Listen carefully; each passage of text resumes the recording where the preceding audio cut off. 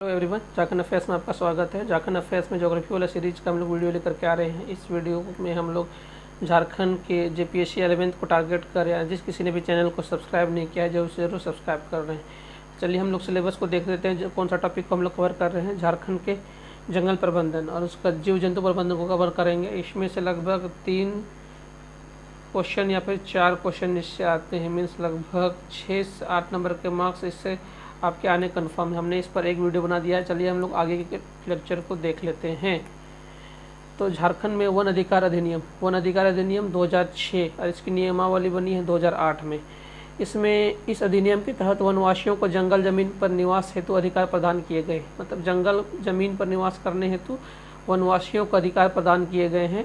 One में वो निवास करने वाले अनुसूचित जातियों को, वन में निवास करने वाले अनुसूचित जनजातियों को और उसके सदस्य और उसके समुदाय के रहने वालों प्राथमिक रूप से वनों पर निवास करने वाले आजीविका वास्तविक रूप से आवश्यकताओं के लिए वनों की भूमि पर निर्भर रहते हैं। उसके अंतर्गत अनुसूचित जनजाति के चारागाह समुदाय शामिल है। इसका कहने का मतलब है कि जो लोग कंप्लीटली वनों में रहते हैं और उनका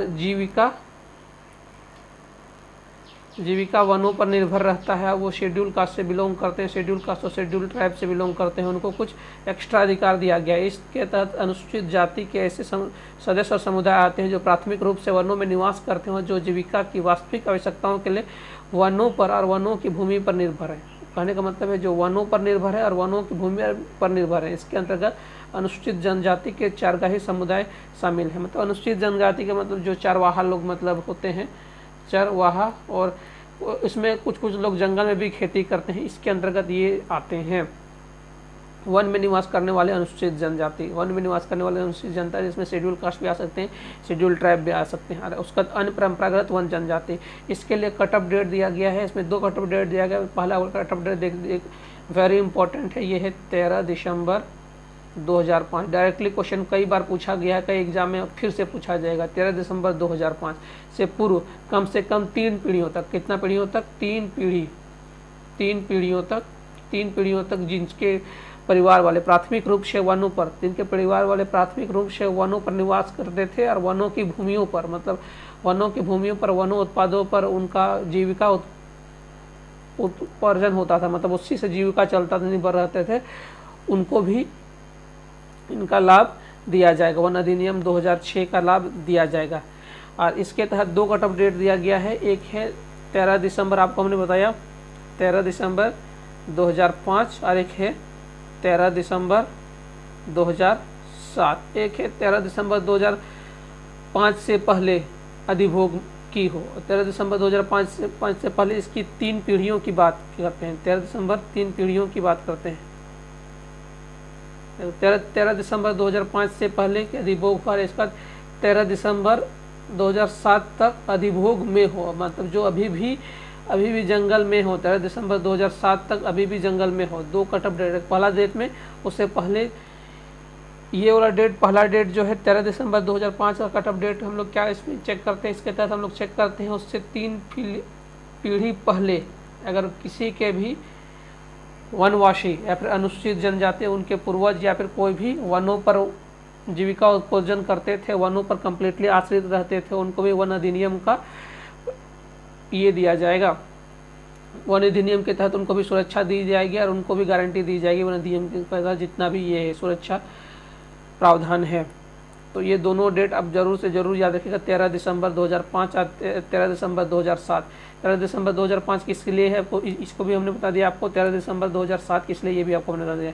इसके तहत एक 1 ग्राम को परिभाषित किया गया। 1 ग्राम जो वनों में रहने वाले और वनों में खेती, वनों की जमीन पर खेती करने वाले एवं आवास पर रहने वाले, ये खेती वन भूमि किसके द्वारा दी जाती थी? वन विभाग के द्वारा दी जाती थी। इसके अधिनियम के तहत इनको अधिकार दिया गया है, वही बोले ना। तो ये जो आते हैं ना, ये जो अन्य परंपरागत वन निवासी आते थे जिनका कट ऑफ डेट क्या दिया गया था, 13 दिसंबर 2005, इसको कट ऑफ डेट को चेक करने के लिए 13 दिसंबर 2005 तक दिया गया था। जो 13 दिसंबर 2007 है, इसको चेक करने के लिए जो अभी भी इसको अधिभोग कर रहे हैं, बहुत ऐसे लोग हैं जो भी वन अधिनियम के तहत अभी भी जंगल में ही निवास करते हैं। तो 1 ग्राम का ये किया गया है, जिसमें खेती योग्य भूमि किनको दिया जाता है, जो वन में निवास करते हैं और उनको खेती योग्य भूमि निवास नहीं है, उनको इस अधिनियम के तहत खेती दी जाती है। ये वन अधिनियम कब का है? ये वन अधिनियम 2006 का। ये भी वेरी इंपॉर्टेंट क्वेश्चन है, ये टॉपिक ही वेरी इंपॉर्टेंट है। इसी सब टॉपिक से क्वेश्चन पूछे जाने का चांसेस है। जो 3 क्वेश्चन आएंगे ना, 3 to 6 क्वेश्चन ऐसी टॉपिक से आने के बहुत ज़्यादा चांसेस है। नए कानून में वन निवास पर अधिकार करने वाले और अवधारित करने वाले प्रक्रिया को आरंभ करने के लिए ग्राम सभा को दिया गया। मतलब पहले वन विभाग को दिया गया था, अब ग्राम सभा को दिया गया था। ग्राम सभा के लिए कब किया गया? ग्राम सभा के नियमावली में इसके ये शक्ति दिया गया। ग्राम सभा नियमावली कब? 2008 के ग्राम सभा नियमावली 2008 में इसको शक्ति दी गई ग्राम सभा का गठन के अनुसार गठन करना। इस अधिनियम के तहत ग्राम सभा को वन बचाने का अधिकार दिया गया, वन बचाने का प्राधिकृत किया गया है। ग्राम सभा के सदस्यों के लिए एक समिति का गठन किया गया है। ये भी हमारे लिए इम्पोर्टेंट हो जाता है। कौन सा अधिनियम के तहत? ग्राम सभा अधिनियम 2008 के तहत ग्राम सभा को भी वन बचाने का अधिकार दिया गया है। ग्राम सभा के सदस्यों के लिए इसको समिति का गठन करने का भी अधिकार दिया गया है। ग्राम सभा का गठन ग्राम सभा नियमावली 2008 के तहत किया जाएगा। ये कि सारे के सारे बहुत इंपॉर्टेंट है। इससे क्वेश्चन पूछे जाने के चांसेस बहुत ज़्यादा है। अनुसूचित जाति और अनपरंपरागत वनवासी अधिनियम अधिकार अधिनियम 2006 को लागू करने हेतु ग्राम सभा को 2 तरह से आगे बढ़ना होगा। ग्राम सभा का जो होगा वो 2 तरह, ग्राम सभा को जो अधिकार दिया गया वनों का अधिकार दिया गया वनों की रक्षा करने के लिए, तो वन भूमि पर व्यक्तिगत और सामुदायिक अधिकारों के लिए, वन भूमि पर व्यक्तिगत और सामुदायिक अधिकारों के लिए जो समिति गठित की जाएगी, प्रक्रिया आरंभ करनी होगी, उसके लिए वन अधिकार समिति का गठन किया जाएगा। वेरी इंपॉर्टेंट है। किसके तहत अधिकार, कौन से अधिनियम के तहत ये समिति गठित करेंगे? वन अधिकार अधिनियम 2006। वेरी इंपॉर्टेंट से क्वेश्चन पूछे जाने के चांसेस बहुत ज़्यादा है इस टॉपिक से। तो जो भी टॉपिक से क्वेश्चन पूछे जाएंगे इसी तरह से क्वेश्चन पूछे जाएंगे। वन भूमि पर व्यक्तिगत और सामुदायिक अधिकारों को अवधारित करने के लिए ग्राम सभा को प्रक्रिया आरंभ करने के लिए वन अधिकार समिति का गठन करेंगे। वो किसके तहत करेंगे? वो वन अधिकार अधिनियम 2006 के तहत करेंगे। ये इंपॉर्टेंट टॉपिक वन अधिकार अधिनियम 2006। और वन बचाने का प्रयास करने के लिए दोनों है। वन अधिकार अधिनियम मतलब जो वन में निवास करते हैं उन लोगों के अधिकारों की रक्षा भी वही करेगा, वन ग्राम सभा करेगा, और वनों की रक्षा भी ग्राम सभा ही करेगा। और वनों की रक्षा करने के लिए वन बचाने के लिए जो प्राधिकार शक्ति दिया गया उसके लिए वन सुरक्षा समिति। तो ये टॉपिक है, बहुत इंपॉर्टेंट है, वेरी इंपॉर्टेंट है। वन अधिनियम 2006 के तहत 2 चीज़ का गठन कर सकता है, वन अधिकार समिति और वन सुरक्षा समिति। वन अधिकार समिति के तहत वनों में जो ये लोग रहते हैं, अनुसूचित जाति और अनपरंपरागत जनजाति, उसका 2 कट ऑफ डेट आपको हमने बताया 13 दिसंबर आपको हमने बताया 13 दिसंबर ये 2005 और 2007, 13 दिसंबर 2005 और 13 दिसंबर 2007, ये दोनों कट ऑफ डेट आपको एनी हाउ याद रहना चाहिए। उसके बाद एक है अनुसूचित जनजाति, एक अनपरंपरागत जनजाति। तो अनपरंपरागत जनजाति के लिए जो कट ऑफ डेट दिया गया है 13 दिसंबर 2005 दिया गया है। उससे पहले के 3 पीढ़ियाँ, उसके लिए 2 तरह की समिति का गठन किया जा सकता है, वन अधिकार समिति और एक वन सुरक्षा समिति। वन अधिकार समिति किसके लिए है? वनों में रहने वाले लोगों के अधिकारों की रक्षा के लिए है। चलिए आगे देख लेते हैं। ये सब टॉपिक्स से क्वेश्चन पूछे जाने के चांसेस है यार, ये बहुत इंपॉर्टेंट टॉपिक है, इसलिए इसको स्किप नहीं कीजिएगा। वन भूमि पर आवास वन कृषि के लिए व्यक्तिगत और सामुदायिक स्तर पर जो भी अधिकार इस कानून में दिए गए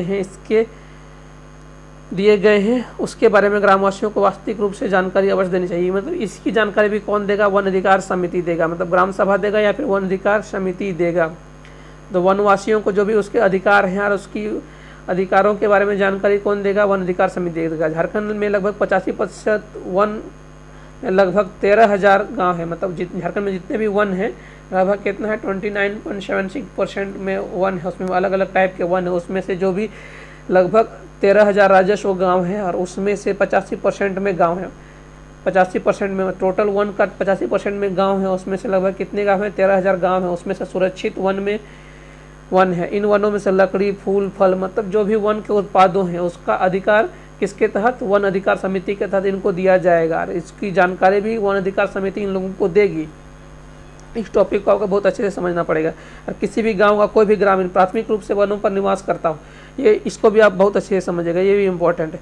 कोई भी व्यक्ति जो वनों में भले ही निवास करता हो लेकिन वनों के उत्पादों और वनों पर कंप्लीटली निर्भर नहीं हो, कोई भी गांव का व्यक्ति ग्रामीण रूप से वनों पर निवास करता है, जीविका और वास्तविक आवश्यकताओं के लिए वनों पर भूमि पर निर्भर नहीं हो और वनों अधिनियम पर वनवासी नहीं कहलाएगा। वो क्वेश्चन पूछा जा सकता है, कोई व्यक्ति जो वनों में निवास करता है, उसका वनों में कम्प्लीटली निवास करता है, उसकी 3 पीढ़ी भले ही निवास करती हो लेकिन वो वनों पर निर्भर नहीं हो तो वो वनवासी नहीं कहलाएगा। ये वेरी इंपॉर्टेंट टॉपिक है। इस टॉपिक पे एक एक टॉपिक थोड़ा सा कॉम्प्लेक्स है, आपको समझना पड़ेगा, एक एक लाइन समझना पड़ेगा, तो ये बहुत इंपॉर्टेंट हो जाता है। मतलब कोई भी व्यक्ति वन में निवास कर रहा हो लेकिन वनों पर निर्भर नहीं है तो वो वनवासी नहीं कहलाएगा। इस अधिनियम में ग्राम सभा को वन बचाने का अधिकार दिया गया। आपको हमने बताया वन अधिकार समिति और वन सुरक्षा समिति। वन अधिकार समिति वनों में रहने वाले अनुसूचित जनजातियों और परंपरागत जनजातियों के लिए उनके अधिकारों की रक्षा के लिए करता है। वन सुरक्षा समिति वनों की सुरक्षा के लिए करता है। इसके लिए गठित समिति के माध्यम से ग्रामवासियों के अधिकारों भागीदारों को सम्मान देने के लिए वन एवं पर्यावरण विभाग झारखंड सरकार में संकल्प संख्या 15 नवंबर 2007 को लिया गया। संकल्प संख्या इतना को लिया गया जिसके तहत निम्न बिंदुओं पर जानकारी सभी ग्रामवासियों को होनी चाहिए। मतलब हमने बताया था ना, ग्राम वन अधिकार समिति और वन सुरक्षा समिति अधिकारों की जानकारी कौन देगा? ग्राम सभा देगा। किसके तहत देगा? वन अधिकार समिति के तहत। वन सुरक्षा समिति की अनुमति और बगैर मामूली घटनाओं किसी भी ग्रामीण पर वन मुकदमा नहीं चलेगा। वन सुरक्षा समिति मतलब ग्राम सभा, या फिर कभी अगर एग्जाम में टॉपिक में यहाँ पर क्वेश्चन में दिया हुआ रहेगा क्या ग्राम सभा की अनुमति के बिना किसी पर भी मुकदमा वनवासियों पर मतलब अनुसूचित जाति या परंपरागत वनवासी जनजाति पर मुकदमा चल सकता है? तो ग्राम सभा भी ऑप्शन में हो सकता है या फिर वन सुरक्षा समिति भी हो सकता है, दोनों हो सकता है। ग्राम सभा भी हो सकता है या फिर वन सुरक्षा समिति और बगैर मामूली घटनाओं किसी भी ग्रामीण पर वन मुकदमा नहीं चलेगा। मामूली घटना पर मुकदमा नहीं चलेगा। वन अपराध की सुलह वन सुरक्षा समिति की अनुशंसा पर होगी। वन सुरक्षा समिति आपको हमने बताया ना, ग्राम सभा के तहत ही ये बनते हैं वन सुरक्षा समिति और वन अधिकार समिति। ये टॉपिक बहुत इंपॉर्टेंट है, वेरी इंपॉर्टेंट है। ये दोनों पॉइंट्स भी बहुत इंपॉर्टेंट है। इससे क्वेश्चन पूछे गए हैं और पूछे जाएंगे, फिर से पूछे जाएंगे। थोड़ा कॉम्प्लेक्स है, आप 2-3 बार देख लीजिए, बहुत इंपॉर्टेंट टॉपिक है। दोनों का टफ डेट जरूर याद रखिएगा, 13 दिसंबर 2005, उसका 13 दिसंबर 2005 और 13 दिसंबर 2007 दोनों डेट जरूर याद रखिएगा। और 15 दिसंबर 2007 भी याद रख सकते हैं जहां से ये इसकी भागीदारी लागू होती है। उसके बाद आता है कैंपा। इसमें कंपनसेंट्री मतलब होते हैं किसी कंपनसेट करने के लिए। झारखंड में जितने भी अफॉरेस्टेशन होते हैं मतलब जल जंगल सब उड़ जाता है, मतलब उड़ जाता है कहने का मतलब एफॉरेस्टेशन होते हैं। किसी को पेड़ को काट दिया जाता है किसी कारणों, मतलब पेड़ों की भी ज़रूरत है बहुत कारणों से, तो लकड़ियों की ज़रूरत है, उसके तहत भी एफॉरेस्टेशन होता है। तो उसके बाद उसको कंपनसेट करने के लिए Jharkhand compensatory afforestation fund management and planning authority Jharkhand में इसके तहत कैंपा का गठन किया गया है। प्राकृतिक वनों का संरक्षण, वन्यजीव प्रबंधन, आधारभूत संरचना का विकास और इससे जुड़ी अन्य गतिविधियों को पूरा करने थे। इसका गठन कब किया गया है? अक्टूबर 2009 में अधिसूचित किया गया। यह भी इंपॉर्टेंट है, इससे भी क्वेश्चन पूछे जाने की संभावना है। कैंपा का मुख्य उद्देश्य क्या है? मौजूदा प्राकृतिक वनों संरक्षण एवं सुरक्षा, इसका पुनर्जागरण मतलब इसको रिजुनिवेशन हम लोग कर सकते हैं या प्रबंधन। संरक्षित क्षेत्रों के अंदर मतलब आपको हमने बहुत पहले बताया था, एक होता है प्रोटेक्टेड, एक होता है रिजर्व्ड, एक होता है अनरिजर्व्ड। इस श्रेणी में रिजर्व सबसे टॉप में आता है, इसका होता है प्रोटेक्टेड, इसका एक होता है अनरिजर्व्ड। एक रिजर्व होता है, प्रोटेक्टेड मतलब होता है सुरक्षित, एक होता है ये होता है संरक्षित, और एक होता है अनक्लासिफाइड। ये आपको हमने ये बताया था, आज का आप ट्रिक नहीं देखे हैं तो आप इसमें बहुत ज़्यादा लोग कंफ्यूज करते हैं कौन सा वन में।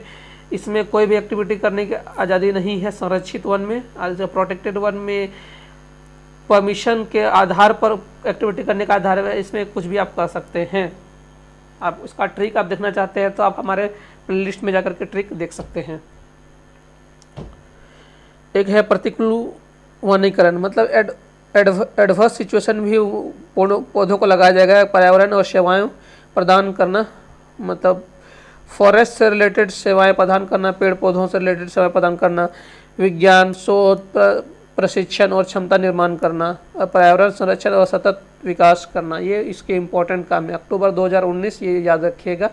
कैंपा इसका फुल फॉर्म याद रखिएगा, Jharkhand compensatory forestation fund management and planning authority, CAMPA. अक्टूबर 2009 में इसका गठन हुआ था। तो इस वीडियो में इतना ही। ये बहुत इंपॉर्टेंट लेक्चर था, इससे क्वेश्चन पूछे जाने के एकदम 90% चांसेस है। तो इस वीडियो को जरूर से देखिएगा। आप प्लीज़ लाइक शेयर और सब्सक्राइब कर दीजिएगा। इस वीडियो को देखने के लिए आपका बहुत बहुत धन्यवाद।